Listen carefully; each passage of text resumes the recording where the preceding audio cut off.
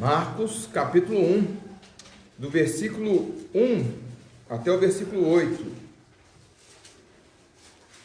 Marcos, capítulo 1, verso 1 ao verso 8. Os irmãos podem apenas acompanhar a leitura silenciosamente. Diz assim a palavra do Senhor: princípio do Evangelho de Jesus Cristo, Filho de Deus, conforme está escrito na profecia de Isaías: eis aí envio diante da tua face o meu mensageiro, o qual preparará o teu caminho. Voz do que clama no deserto: preparai o caminho do Senhor, endireitai as suas veredas. Apareceu João Batista no deserto, pregando batismo de arrependimento para remissão de pecados. Saíam a ter com ele toda a província da Judéia e todos os habitantes de Jerusalém, e, confessando seus pecados, eram batizados por ele no rio Jordão. As vestes de João eram feitas de pelos de camelo, e ele trazia um cinto de couro e se alimentava de gafanhotos e mel silvestre. E pregava dizendo: após mim vem aquele que é mais poderoso do que eu, do qual não sou digno de, curvando-me, desatar-lhe as correias das sandálias. Eu vos tenho batizado com água, ele, porém, vos batizará com o Espírito Santo. Feche seus olhos. Tem um momento de oração. Peça ao Senhor para falar com você, te dar discernimento da palavra dele.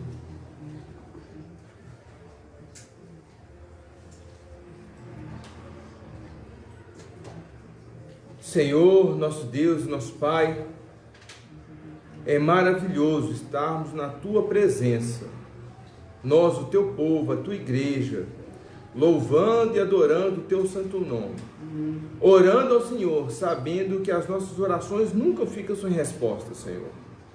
Muitas vezes não é no tempo que nós queremos, não é da forma que nós queremos, mas o Senhor ouve e a responde da melhor forma, porque o Senhor é bom para conosco em todo o tempo. E diante de Ti nós pedimos, suplicamos, Senhor, aquele que suplica e não tem nada para dar em troca. Fala aos nossos corações essa noite, Senhor. Fala, Pai, continua falando. Nós precisamos ouvir a Tua voz. Somos carentes de ouvir a Tua voz, Pai. E que, por ouvir a Tua palavra, sejamos cheios do Teu Espírito Santo. Que o Senhor cumpra o propósito pelo qual a Sua palavra será lançada, Senhor.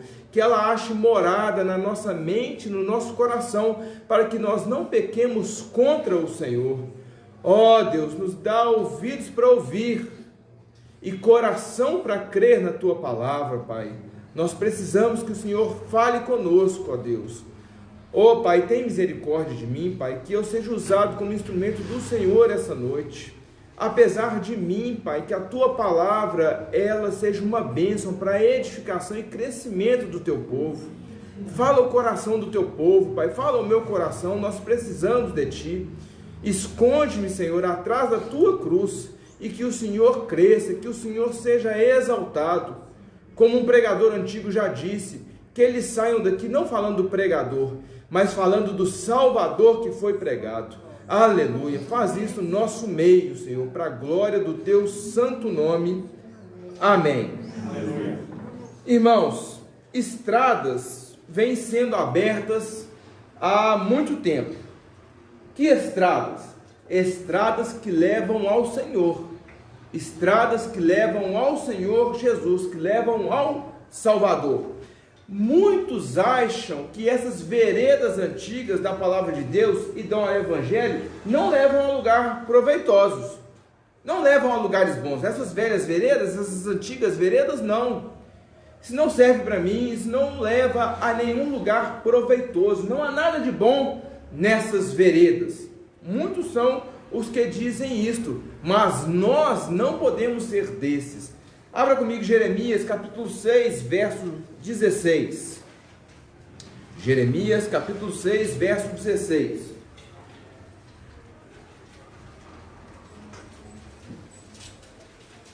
Jeremias 6, 16. Quem encontrar e quiser ler, pode ler, por favor.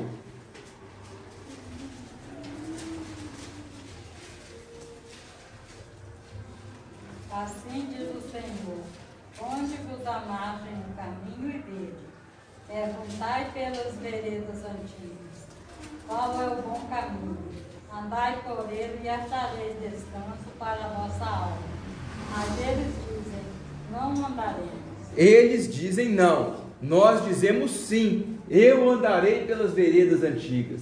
Eu andarei segundo a palavra do Senhor, aquilo que foi decretado, determinado, e Ele tem revelado para nós, o seu povo, a sua igreja, desde o princípio. Nós devemos falar sim, nós andaremos nessas veredas antigas. Por quê? Porque elas é que são boas. E aí, irmãos, nós precisamos pensar, os caminhos que nós estamos andando nos levam para mais perto de Deus? É uma pergunta que nós precisamos fazer a nós. Nós, no nosso dia a dia, estamos andando com Jesus? Nós somos fortalecidos pelo Espírito Santo? Aí você fala, sim! Aí eu pergunto, a sua vida, você está andando em novidade de vida? Hoje você é melhor do que ontem. Amanhã você vai ser melhor do que hoje. Amanhã você vai andar mais próximo de Deus do que hoje. É assim a nossa vida. É assim que o Senhor nos chama, a cada vez nos aproximarmos mais dEle. Porque nós o buscando e nos aproximando dEle, Ele se aproxima de nós. Mas o mundo diz algumas coisas e muitas vezes nós acabamos cedendo ao que o mundo nos diz. O mundo diz, não tem nada a ver, não tem nenhum problema, todos os caminhos levam a Deus. Não, essa é sua crença, muito bom. Ela te leva a Deus? Você crê nisso no seu coração? Ótimo, muito bom. Eu também tenho a minha crença e ela também me leva ao meu Deus, porque todos os caminhos levam a Deus. O importante é ter uma religião, o importante é buscar a Deus. Não são todos os caminhos que levam a Deus. O caminho, a verdade e a vida é Jesus, e ninguém vai ao Pai se não for através dele. Outras coisas, outros deuses não levam a Deus. Jesus, segundo a palavra de Deus, leva ao Senhor. Sem Jesus, ninguém jamais pode se achegar a Deus de maneira alguma.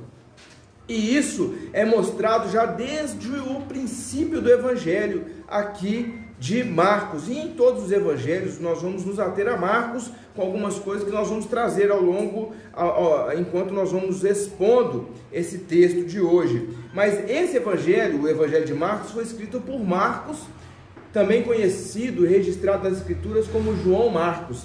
Ele era um companheiro de Pedro, viajou também viagens missionárias com Barnabé, com Paulo, com Silas, e era primo de Barnabé. E também nós vemos algum texto que a igreja se reunia na casa da mãe de Marcos.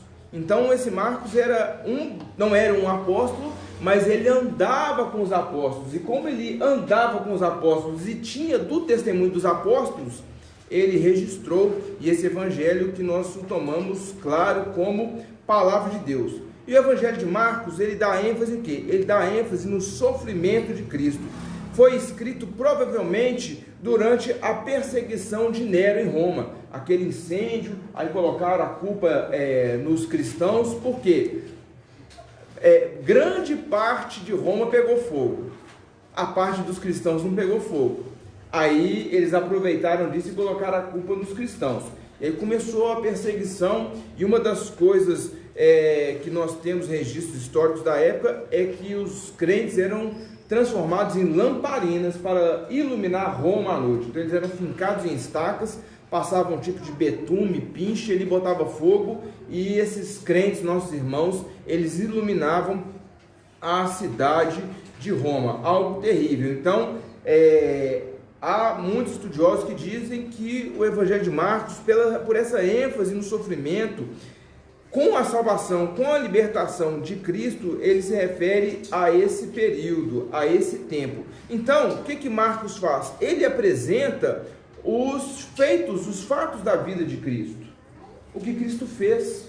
O ministério de Cristo, ele não mostra nada da infância, ele não fala do nascimento, não fala da infância, mas ele já começa a falar do ministério do nosso Senhor.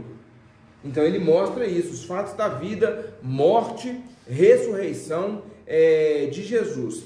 E aí Marcos vai destacando a vida e os fatos, e assim, ele emenda um com o outro. E Marcos, ele dá a entender, meus irmãos, que ele está escrevendo para crentes gentios, crentes não judeus. Por quê? Porque o texto explica muitos costumes judaicos. Então, quando Marcos fala de um costume judaico, ele vai lá e explica, ó, isso era assim, assim, assado. Quando Marcos fala uma palavra que não era comum para os gentios, para aqueles de fala grega, ele ia lá e explicava o que isso quer dizer. No Evangelho de Marcos, quem é Jesus? Jesus era o servo sofredor, que revela a sua glória através das suas obras, uma atrás da outra. São 16 capítulos e você não tem descanso. Experimenta ler de uma vezada só Marcos. É muito gostoso, é uma experiência muito boa, porque você vê Jesus trabalhando o tempo todo, trabalhando. Ele é o servo sofredor. O servo sofredor lá de Isaías 53, ele é o servo sofredor, que ele sofre e vai fazendo a vontade de Deus, fazendo as obras que Deus o chamou para fazer. E o Senhor salva o seu povo pelas suas palavras e pelas suas obras. As obras dele trazem salvação ao seu povo, livra o povo do pecado. E não é à toa, meus irmãos, que logo no começo aí, Marcos, ele cita a profecia de Isaías, ele cita o profeta Isaías, porque ele está fazendo esse link com o servo sofredor, o Messias prometido, aquele que haveria de vir e agora ele chegou. Então Marcos faz isso. E o propósito de Marcos é o quê? É chamar pecadores para o arrependimento e confessar, crer que Jesus é o Filho de Deus. Por isso que ele começa desse jeito aí, esse Evangelho. Nos primeiros versos ele já aponta para o cumprimento das promessas de Deus em toda a Escritura, em toda a Bíblia, e o cumprimento da promessa em João Batista. Esse texto ele fala do início das coisas, João Batista sendo aqui esse profeta que abre o caminho para a chegada do Senhor Jesus, o nosso Salvador. Tudo sempre apontando para Cristo, né, meus irmãos? E aí, o que nós temos aqui nesse trecho? Eu queria que a gente tivesse em mente que o Evangelho, meus irmãos, é o cumprimento da promessa de salvação do povo de Deus através de Jesus. É o cumprimento daquilo que já havia sido profetizado, da promessa já feita há muito tempo. Nós veremos isso aí do versículo 1 até o versículo 8. Alguém leia para nós novamente do verso 1 ao verso 3.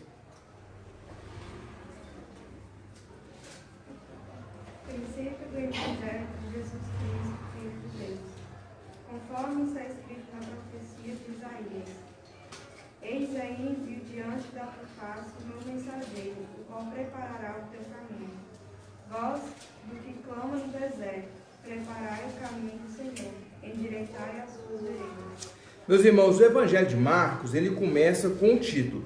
Esse título que está aí no versículo 1 é texto revelado. Isso faz parte da revelação de Deus. O versículo 1 é um título e ele foi revelado por Deus. É diferente, por exemplo, de outros títulos que nós temos na Bíblia.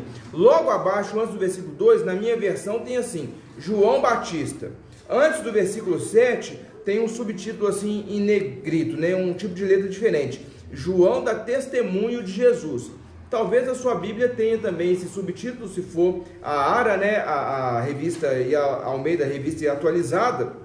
Então esses títulos não foram revelados por Deus. Esses títulos não são títulos inspirados. Isso aqui o tradutor, a junta que traduziu, coloca esses títulos. Os títulos ajudam, mas às vezes eles atrapalham. A gente lê às vezes o título e ele não é tão preciso na exposição que vem abaixo. O versículo 1 é diferente. É um título que foi dado, foi inspirado pelo Senhor Jesus. O começo do Evangelho de Jesus Cristo. Quem é Jesus Cristo? Jesus é o Filho de Deus. Jesus é quem? Jesus é o Yeshua judaico. Quer dizer o quê? Yahvé salva. Deus salva. Ele é o Cristo. Quem é Cristo? Cristo é o Hamashia. Cristo é o Messias. Cristo é o ungido de Deus. Ele é o Filho de Deus. Ele é o próprio Deus. Ele é Deus forte de Isaías, capítulo 9, verso 6. Esse é Jesus, Filho de Deus, é o início do evangelho dele. Jesus, ele é menor do que Deus? De maneira nenhuma, porque às vezes vai dizer, ele é o Filho de Deus. Não, ele não é menor, ele é da mesma substância do Pai. Aprove na eternidade, sob decreto, a Trindade estabelecer o papel de cada um. E agora chegou a hora de Cristo. Nós vamos ver sobre a questão da hora, do tempo. É Cristo agora vindo até o seu povo conforme havia sido prometido. Porque toda a Escritura fala que Ele é o Todo-Poderoso. Ele é Deus, Ele tem todo o poder, Ele é onisciente, Ele é onipresente. Quem vê a Cristo vê ao Pai. Nós lemos aqui que Ele revela a glória do Pai, sendo o unigênito do Pai. Nós lemos isso na nossa liturgia do culto. Então, o que Marcos vai fazer? Conforme Isaías registra, Jesus é o maravilhoso conselheiro, príncipe da paz, Deus forte. Esse é o nosso Jesus. Ele é de eternidade em eternidade. Ele é o Pai da eternidade. Ele é Deus. Ele abriu mão da sua glória e encarnou. Está no meio do seu povo agora. Esse é o princípio do Evangelho, já apresentando Jesus no seu ministério.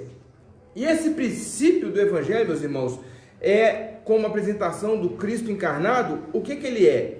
É o cumprimento da promessa na plenitude dos tempos, no Kairos de Deus. O tempo de Deus, quando a gente fala de tempo, nós falamos o que? Relógio, 7 horas, 7h30, o culto está demorando, estou doido para ir embora, quero ver os gols da rodada, né? E o tempo não passa, o pastor enrola demais. Não, o tempo de Deus é o tempo por eventos. No tempo próprio, no tempo determinado, veio Jesus. E é assim que Deus mede o tempo. Por quê? Para Deus não tem hoje nem amanhã, não tem ontem. Como Ele é de eternidade a eternidade, Deus vê tudo diante dele. Então, naquele momento, naquela estação, naquela era propícia, veio Cristo. Veio o Senhor na plenitude do tempo, conforme Deus havia estabelecido. E o princípio do Evangelho, meus irmãos, ele é conforme o que está escrito, o que está registrado até hoje, conforme está escrito, conforme foi escrito, conforme continua escrito e vai permanecer escrito até o retorno do nosso Senhor. Então, aquilo que foi prometido e permanece. Então, conforme está registrado, conforme está escrito. E aí, ele faz aqui, Marcos, ele registra aqui o versículo 2 e versículo 3, que são exatamente a transliteração. Ele copia, ele dá um Ctrl+C, Ctrl+V, copia e cola aqui o que? Versículo 2 é Malaquias 3:1 e versículo 3 é Isaías 40, verso 3. Então, aquilo que havia sido prometido, agora vai se cumprir. Olha, está começando. É o início do cumprimento do Senhor Jesus, o Messias, o Salvador de Deus. Ele está vindo, ele está chegando. Mas Marcos usa esses dois textos, meus irmãos, mas o Evangelho e a vinda do Senhor Jesus não estão registrados somente nesses dois profetas e nesses dois textos, mas estão registrados em toda a Escritura. O primeiro lugar que o Evangelho se manifesta de forma clara é onde? Gênesis 3,15. Gênesis 3,15 é o primeiro lugar onde ele começou a ser proclamado de forma objetiva pelo próprio Deus.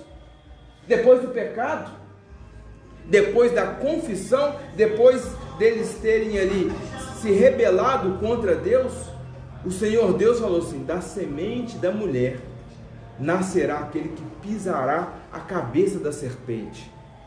Foi Caim igual Eva achou? Não, não foi Caim. Foi Abel? Abel era crente. Não, não foi ele, porque o irmão o assassinou rápido. E aí, a partir de Gênesis 3,15, isso passou a ser repetido em toda a Escritura, até chegar esse momento, o Kairos, a plenitude dos tempos, aquilo que Deus havia prometido. Abra comigo Lucas, capítulo 24, versos 25 e 27. O que Jesus diz a respeito do testemunho dele próprio em toda a Escritura. São aqueles dois discípulos no caminho de Emaús. Lucas 24, capítulo 24, verso 25 ao 27. Quem encontrou e quiser ler, pode ler.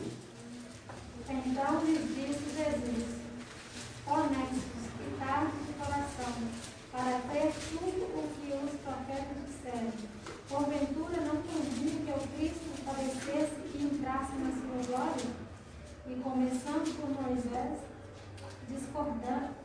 discorrendo por todos os profetas, expunha-lhes o que a seu respeito constava em todas as Escrituras. Aleluia. Meus irmãos, quando Jesus fala assim, e começando por Moisés, não quer dizer que ele começou lá nos mandamentos, não. Porque o Pentateuco é de Moisés. Então, todos os primeiros 5 livros da Bíblia são de Moisés. Então, começando por Moisés, lá em Gênesis 1:1, quando ele estava com Deus e criou todas as coisas, e chegando lá em Malaquias, no final, no último verso de Malaquias, ele falou, porque discorrendo em todos os profetas, ele falou com os discípulos: sou eu. Eles não entenderam isso. Depois você pode ler em casa esse trecho. Aí eles chamaram Jesus para entrar em casa com eles, porque já era tarde. Quando Jesus partiu o pão, Jesus se revelou a eles e falou: é o Salvador. Aí eles voltaram correndo para Jerusalém para falar com os apóstolos e os discípulos. Aí quando chegou lá, o pessoal já sabia, né, o que tinha acontecido. Então toda a Escritura fala a respeito de Jesus. De Gênesis a Malaquias fala do Jesus que haveria de vir. Agora, de Mateus, Marcos, Lucas e João até Apocalipse, fala do Jesus que já veio e que vai voltar. Aleluia, isso aí, meu irmão. Então, o Evangelho é o princípio do Evangelho. Toda a Bíblia fala do Evangelho, toda a Bíblia fala de Jesus. Mas o que é o Evangelho? O que é o Evangelho? O Evangelho são boas novas. Todo mundo sabe disso, né? A maioria. Evangelho é a boa notícia. Evangelho são as boas novas. Boa nova de quê? Boa notícia de quê? A própria Bíblia nos responde de forma muito objetiva. Lucas 2, verso 9 ao 11. Lucas capítulo 2, verso 9 ao 11.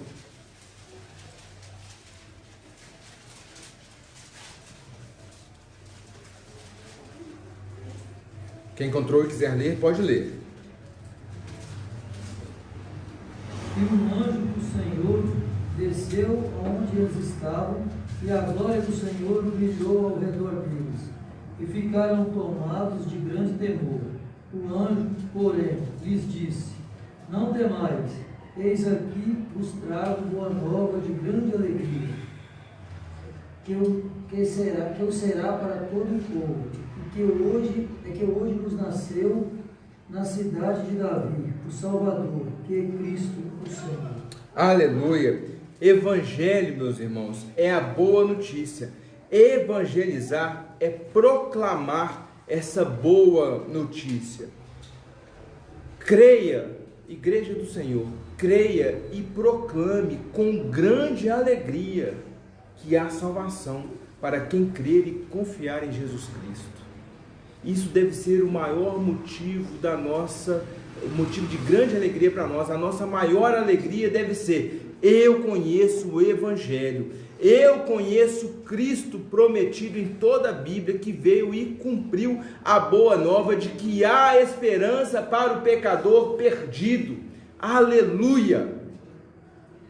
Meus irmãos, se há algo nesse mundo que nos alegra mais do que isso, o nosso coração está doente, ele precisa ser tratado. Nós precisamos ter no Evangelho o motivo da nossa maior alegria e proclamar isso com alegria. Eu nem sei se hoje tem jogo do Galo, mas eu acho que é jogo importante pelo que eu vi o bafafá aí. A sua maior alegria não é o Galo golear e chegar amanhã você falar com todo mundo do seu serviço, seus parentes que são cruzeirenses, não. O motivo maior da sua alegria é o Evangelho, é Jesus Cristo, que salva pecadores arrependidos. Como que ele salva? Como que ele salva? Ele chama ao arrependimento. Versos 4 e 5. Alguém leia para mim, por favor. Apareceu João Batista no deserto, pregando batismo de arrependimento para a remissão de pecados. Pode ler o 5, irmão.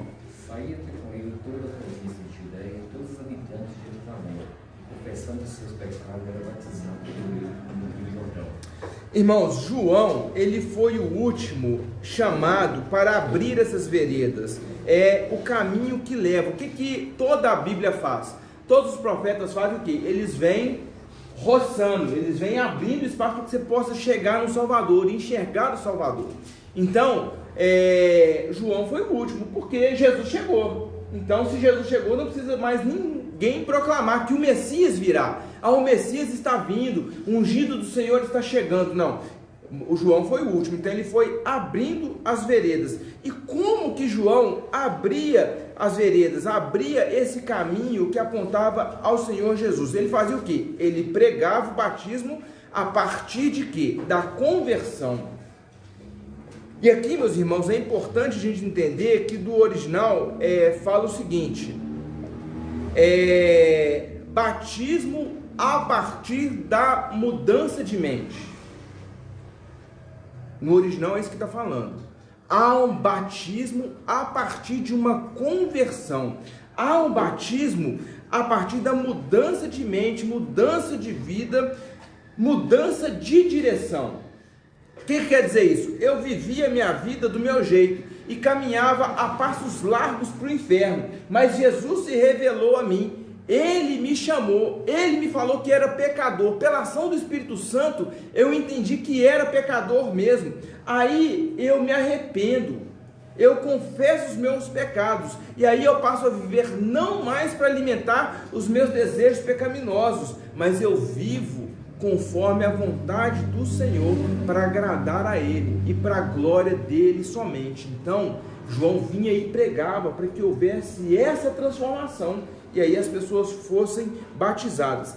Meus irmãos, batismo não salva ninguém, nem nós que somos presbiterianos, que batizamos crianças. Nós entendemos que Deus tem uma aliança conosco e com nossa família. Por isso que eu creio que o Ricardo e a Carol, tendo os filhos e o Miguel ali, ele sendo criança, ele faz parte da igreja. Aí nós batizamos. O Marcos, tão pequenininho, é a igreja do Senhor, vem cá, água na cabeça. João, Arthur, nós batizamos crianças porque sabemos que eles fazem parte da aliança, mas ele, no devido tempo, ele vai precisar dar provas da fé, ele vai precisar fazer a profissão pública de fé e falar: olha, esse Deus, esse Jesus que os meus pais creem, ele também é o meu Deus, e é nele que eu creio, ele é o meu Salvador. Aleluia, confirmou o batismo. Agora, batismo, por batizar, não há poder no batismo, seja nos presbiterianos, seja nos congregacionais, nos metodistas que batizam criança, com esse pensamento de aliança, né? Seja na igreja católica apostólica romana. A igreja romana, ela acha que o batismo, assim que batizou, o que a criança acontece com ela? Deixou de ser pagão. Antes de batizar a criança tem pesadelos, os demônios ficam rondando ela e tal, então tem que batizar rápido. Vou esperar fazer um ano. Sabe o que espera fazer um ano? Na real, é para ficar bonitinho, meus irmãos, para ficar bonito na foto, na roupinha. Mas tem gente que fica desesperado e quer batizar rápido. Por quê? Não, agora não é pagão mais, agora é de Deus. nem o batismo dos credo-batistas. O que é o credo-batista? Crê e batiza mediante a confissão. Os pentecostais, as igrejas batistas, elas são credo-batistas. Nem esse batismo não salva não, viu? Esse batismo lá não salva não. O batismo não salva ninguém. O que traz a redenção é a mudança de mente e de coração, o arrependimento e a confissão para perdão de pecados. Crendo em Jesus, vem libertação, vem salvação para aquele que crê. Mas o batismo, seja jogar água na cabeça, seja afundar na água, ele não salva por si só. Não há poder no rito, na cerimônia em si. E aí o texto diz o quê? Surgiu João, apareceu João, e ele pregava, vinham pessoas de todos os lados, e João fazia o quê? Batizava, mediante o quê? A confissão, mediante o arrependimento. Então mesmo João, vinham as pessoas se arrependiam. Ah, você está arrependido? Estou arrependido. Vou puxar a sardinha para o nosso lado, presbiteriano, né? Lá no Jordão, lá no deserto, não era igual o rio Cipoque não, hein?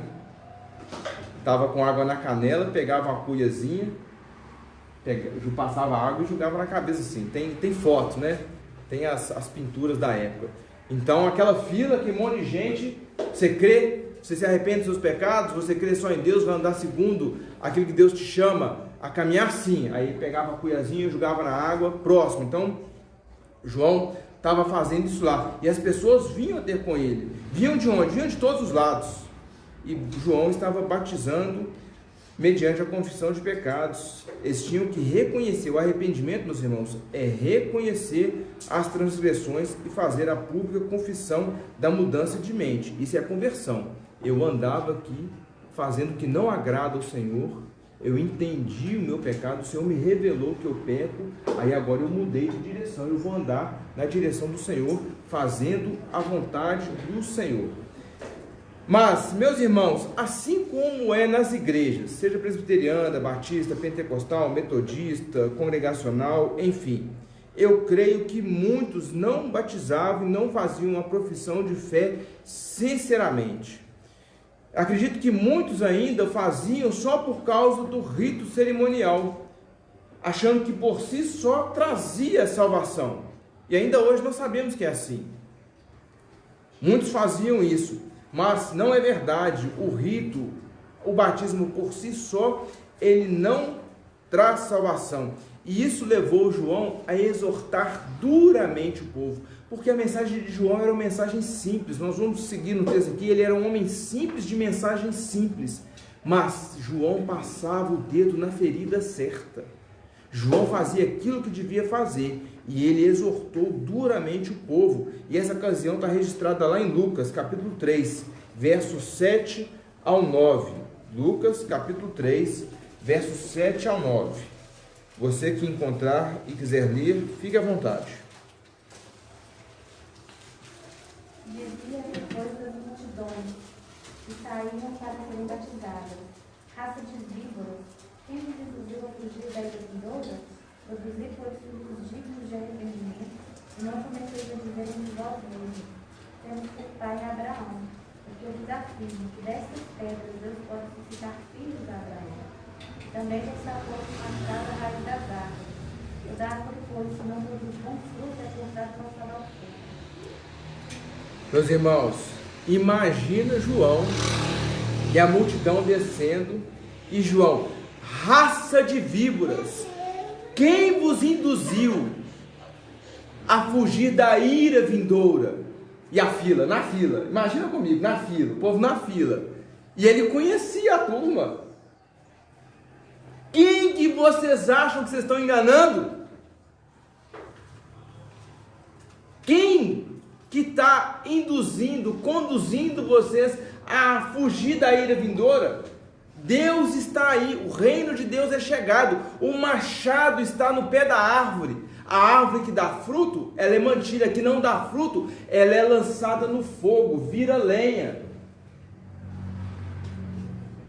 Quem que vocês são que vocês acham que vocês podem fugir da ira de Deus, vindo aqui para ser batizados, fazer uma falsa confissão de fé, confessando pecados sem serem sinceros? Meus irmãos, o Evangelho, ele confronta as nossas obras com as obras de Deus. Nós olhamos para o Senhor Jesus e olhamos para nós.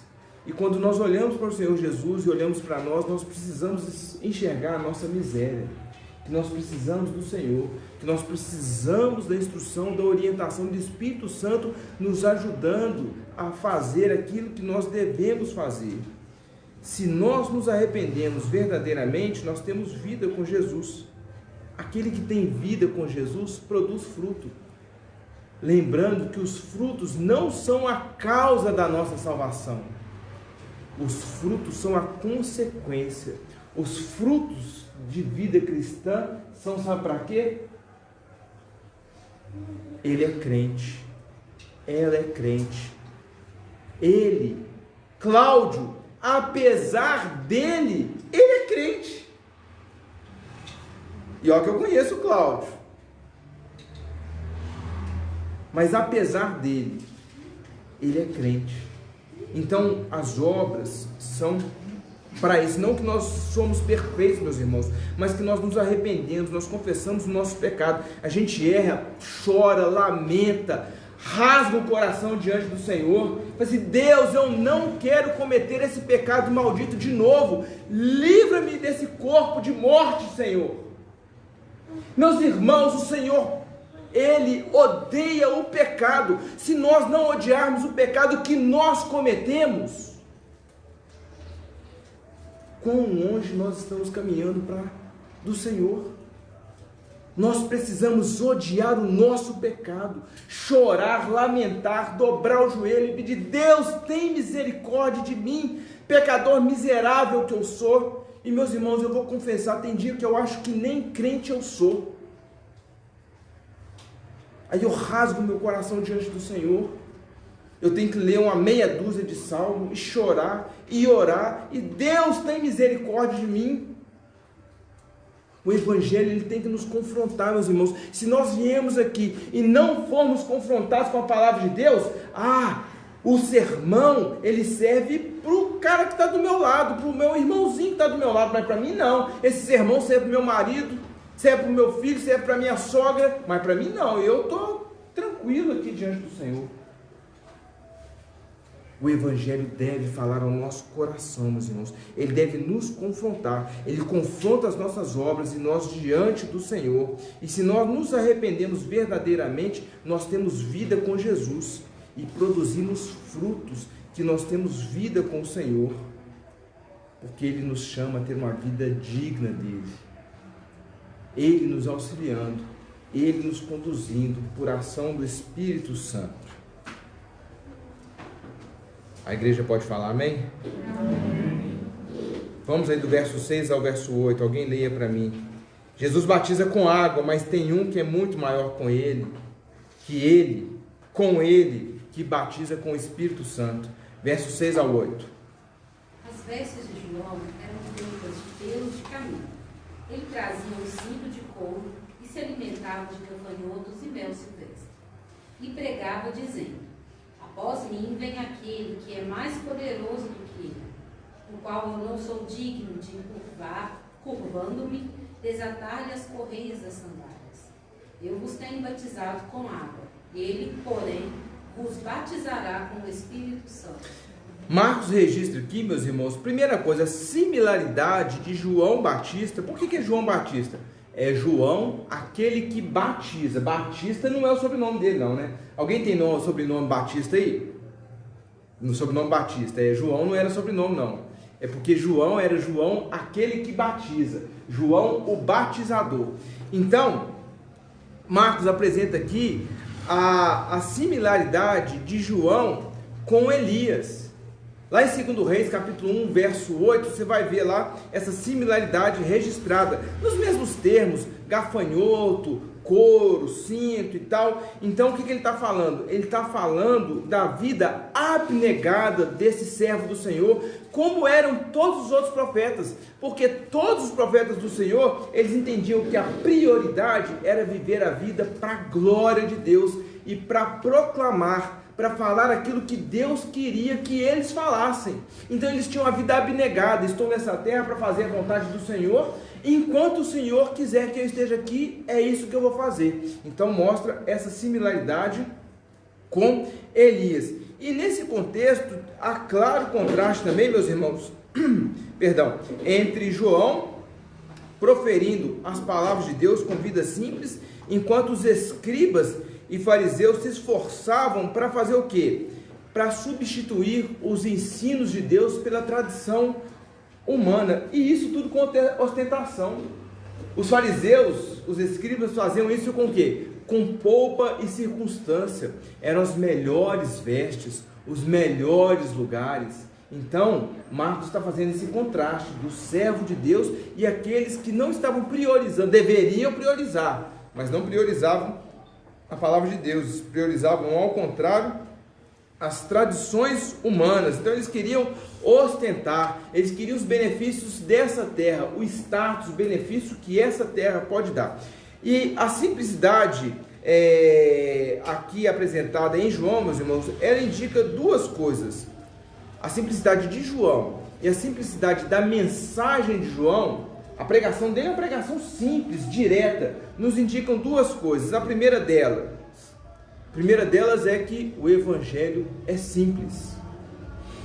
O Evangelho do nosso Senhor é simples. O Evangelho é simples. E outra coisa que ele mostra aqui diante da mensagem simples e da vida simples dele é a grandeza e a autoridade do rei a quem João está servindo. Ele servo desse que é tido aqui como servo sofredor, mas nesse tempo, porque na verdade ele é o rei do universo, ele é o rei de todas as coisas. E aí o que João faz? O que Marcos faz apontando para o João? Ele mostra a grandeza de Jesus, meus irmãos, a partir da indignidade, através do quão indigno João é de prestar o serviço mais baixo que um serviçal judaico poderia prestar ao seu senhor. Qual que é o serviço mais baixo que poderia ser prestado por um servo dentro da casa do senhor judaico naquela época? Desatar as sandálias, descalçar, lavar os pés. Lembra quando Jesus foi fazer isso com os discípulos? Pedro: não, Senhor, o Senhor é o Deus de toda glória, vai vir aqui pôr a mão no meu pé, mas de jeito nenhum. Pedro, se eu não fizer isso, você não tem parte comigo. Então lave eu inteiro. Não, você já recebeu a minha palavra. Vou lavar o seu pé, que você vai aprender a servir os seus irmãos, mesmo com aquilo que todo mundo acha baixo, acha de pouca utilidade, acha serviço indigno. Jesus ensinou isso. E João está falando assim: eu, diante de tão poderoso e de tão grande Senhor, que é aquele, o meu mestre a quem sirvo, ele é tão grande, ele é tão maravilhoso, que eu não posso nem desabotoar a sandália dele. E sabe por que isso está registrado aqui, meus irmãos? Quando a gente olha lá em João, é porque as pessoas estavam falando que João, o Batista, o João que batizava, não era só a voz do que clamou no deserto. Eles estavam chamando ele de quem? O Messias. Ah, este é o Messias, chegou o Messias. Não, não sou eu, não sou eu. Isso a gente vê lá em João, ele negando que ele é Messias. Ele não é o Messias, ele fala: eu sou indigno de desamarrar, desabotoar as sandálias do meu Senhor. E por que João aponta de forma tão objetiva e clara para o Senhor Jesus? Porque ele está o quê? Preparando a vereda, ele está abrindo o caminho. Por quê? João está falando o seguinte: depois de mim vem Deus, vem o Senhor, vem o Deus forte, o príncipe da paz, o Pai da eternidade. É esse que está vindo o Messias prometido em toda a Escritura. Está se cumprindo parte em mim e vai se cumprir mais ainda. Vocês vão ver o Senhor Jesus chegando. E aí o que João fala? Ele pode até batizar com água. João fala assim: eu batizo sim, eu batizo com água, mas vem um aí após mim, ele é poderoso, ele é Deus forte, ele sela com o Espírito Santo da promessa, não eu. Eu batizo com água, mas aquele que se converter verdadeiramente será selado com o Espírito Santo. João, meus irmãos, assim como os ministros de hoje, e eu aqui, parte deles, nós batizamos com água, mas o batismo, ele deve ser naquele que crê, não no pé do batismo. Aí eu estou falando aqui porque João está batizando mediante profissão de fé, né? João, missionário no deserto, pregando o evangelho, então chegam pessoas adultas para ele, pessoas com discernimento. Então ele faz uma pergunta para a confissão e profissão de fé. Então, enquanto João ele vai pregando, as pessoas vêm para batizar. E o batismo é o quê? É a evidência externa do que aconteceu onde? No nosso coração. Então é o ato externo que mostra, que deve mostrar um coração contrito, arrependido, que confessa os seus pecados, um coração que foi transformado por Deus através de Jesus, pela obra do Espírito Santo. E João fala: eu batizo com água, mas é o que eu posso fazer, eu não posso dar o Espírito Santo, eu não posso selar com o Espírito Santo. E é importante, meus irmãos, nós entendermos algo, que o Espírito Santo, ele sempre foi concedido aos fiéis, aquele que é o povo de Deus, porque a salvação, depois da queda, da rebelião, da rebeldia de Adão e Eva, ela sempre foi pela graça mediante a fé. Está fresquinho na nossa cabeça, Abacuque: o justo viverá pela fé. Então a salvação sempre foi pela fé. E como que a pessoa vai crer? Por ação do Espírito Santo, porque a fé é dom de Deus para um coração transformado. Vai comigo lá em Lucas, capítulo 1, verso 67.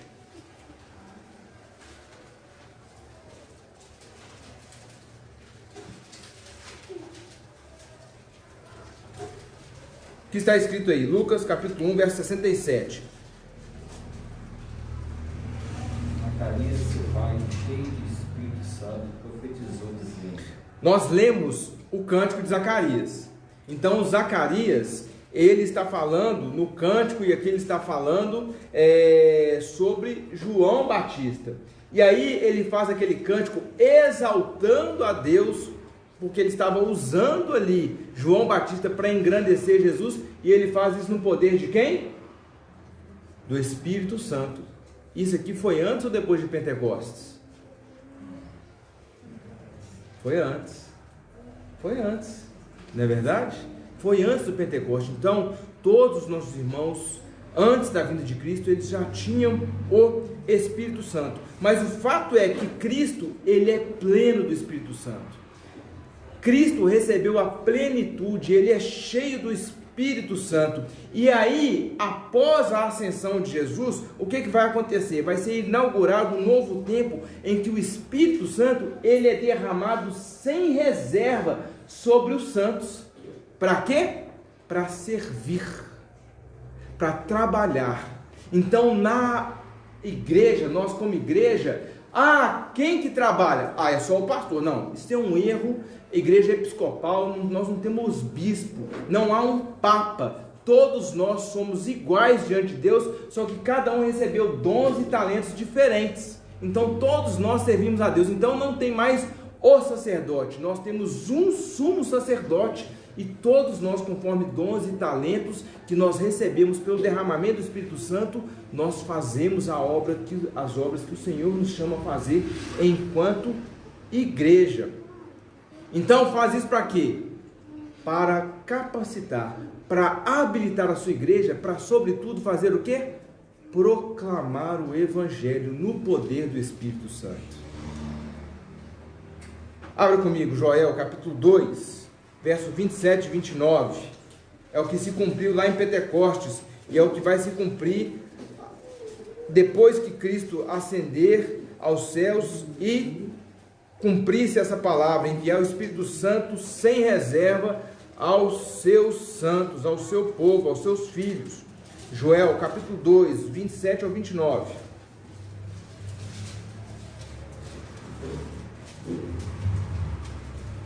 Alguém lê para mim, por favor.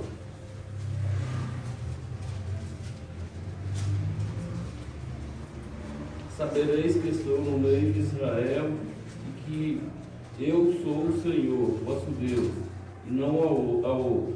O meu povo jamais será envergonhado. E acontecerá depois que derramarei o meu Espírito Santo sobre toda a carne. Vossos filhos e vossas filhas profetizarão, vossos velhos sonharão, e vossos jovens terão visões. Até o 29? Até o 29. E o 29? Pode ter o 29. Até sobre os servos e sobre as servas derramarei o meu Espírito naqueles dias. Então o Senhor estará no meio do seu povo. Jesus tabernaculou em meio à sua igreja. Ele se fez carne e habitou entre nós. Então quer dizer que nesse tempo, quando se cumpriu o que Joel disse aqui, não precisa mais ser levita, da tribo de Levi? Não precisa ser da tribo de Arão? Não precisa ter um chamado especial para ser profeta? Não. Até os servos, até as servas, sobre todos, eu derramarei o meu Espírito naqueles dias, porque selados e cheios do Espírito Santo, nós vamos fazer as obras que o Senhor preparou para nós desde a fundação do mundo.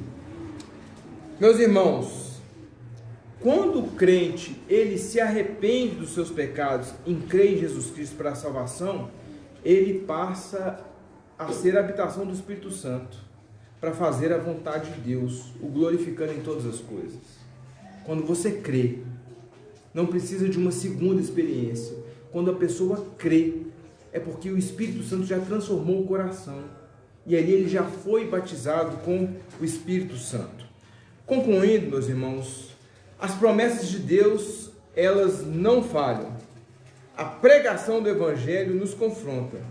E somente Jesus salva e batiza com o Espírito Santo.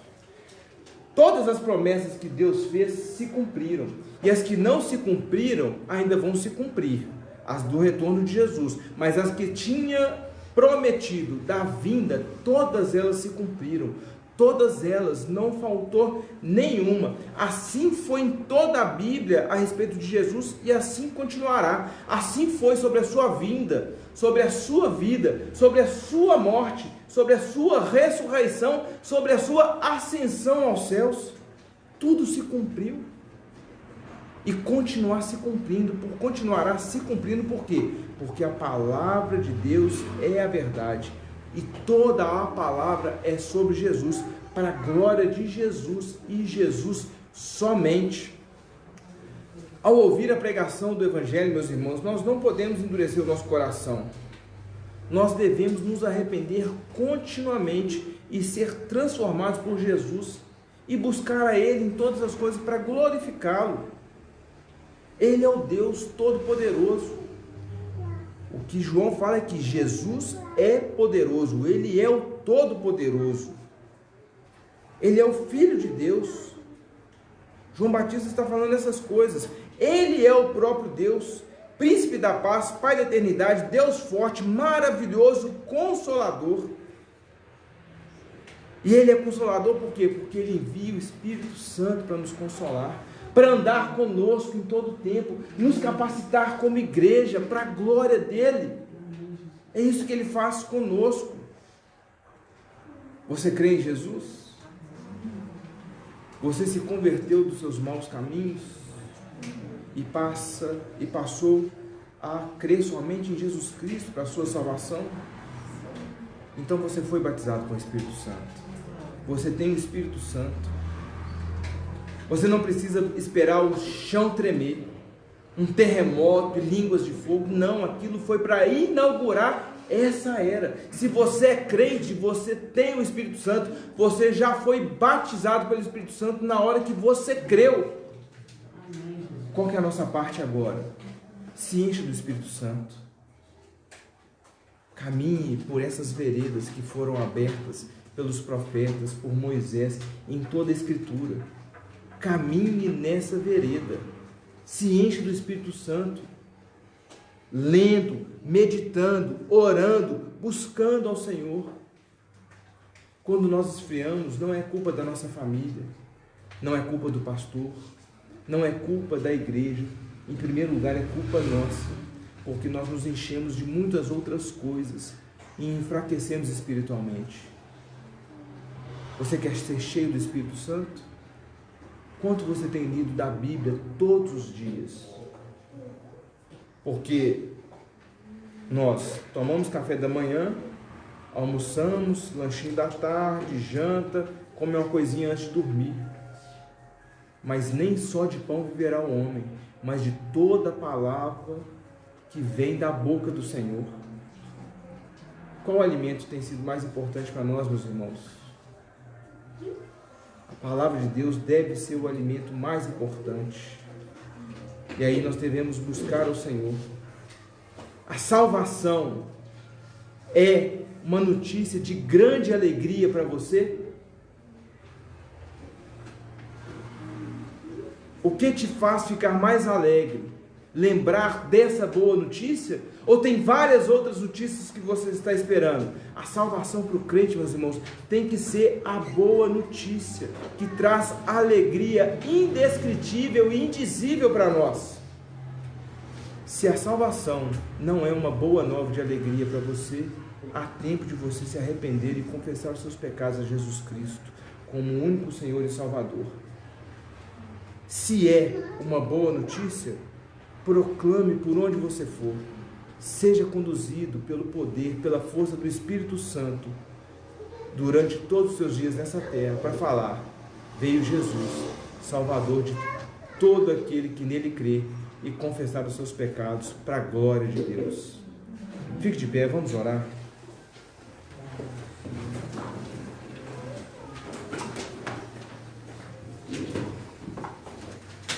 Senhor Jesus, sela a Tua palavra no nosso coração, Pai.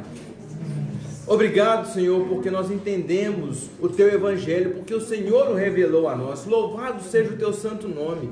Ó Deus, que nós nos aproximemos ao Senhor de tal forma que não haja nada nem ninguém que traga mais alegria ao nosso coração do que estar com o Senhor e lembrar da obra que o Senhor fez por nós, ó Pai. Ó Deus maravilhoso, nos enche com Teu Espírito Santo, Pai. Ó Deus, se há alguém aqui que é crente no Senhor e ainda estava duvidando que tem o Teu Santo Espírito, foi selado com o Teu Santo Espírito, ó Senhor, vem enchendo essa pessoa através da Sua palavra, através, Senhor, dos meios de graça, da Tua palavra, da ceia da qual nós vamos participar daqui a pouco. Ó Deus, enche o Teu povo com o Teu Espírito Santo, Pai.